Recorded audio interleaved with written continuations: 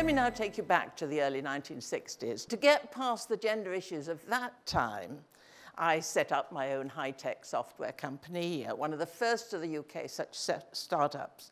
But beware, because the older I get, the better I used to be.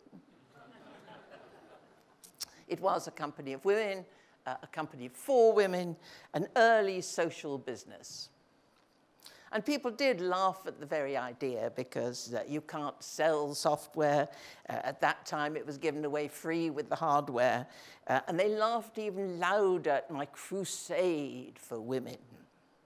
And although women were then coming out of the universities with decent degrees, there was a glass ceiling to our progress, and I'd hit that ceiling too often. I wanted opportunities for women. So I recruited professionally qualified women who'd left the computer industry on marriage or when their first child was expected, and structured them into a home-working organization. We pioneered the concept of women going back into the workforce after a career break. We pioneered a whole lot of new work methods, all kinds of flexible working, job shares, profit sharing, and eventually co-ownership, when I managed to get a quarter of the company into the hands of the staff at no cost to anyone but me. And for years, I was the first woman this, the only woman that. Because in those days, women couldn't work on the stock exchange, we couldn't drive a bus or fly an airplane, I couldn't even open a bank account without my husband's permission. And my generation of women fought the battles for the right to work, the right to serve, and the right for equal pay.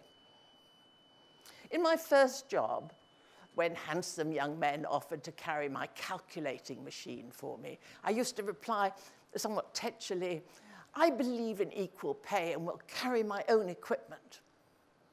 Nowadays, it's, "Oh, how kind. Thank you so much." No one then expected very much from women at work or in society.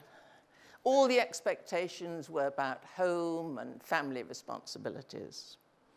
I couldn't accept that, and I started to challenge the conventions of the day, even to the extent of changing my name from Stephanie to Steve in my business development letters, so that I could get through that door before anyone realized my gender.